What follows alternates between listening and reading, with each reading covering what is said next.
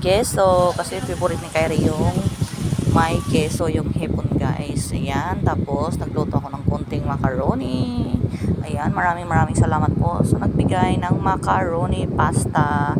Ayan naman ay nagluto ako ng lumpia. Kunti lang din lumpia guys kasi apat lang kami dito guys eh.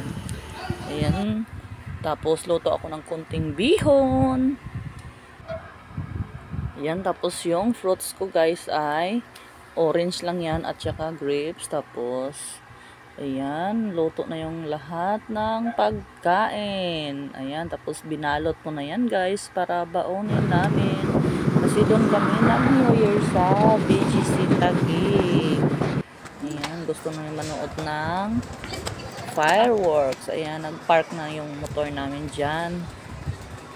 Lakad-lakad. Ayan, ang daming tao pala dito.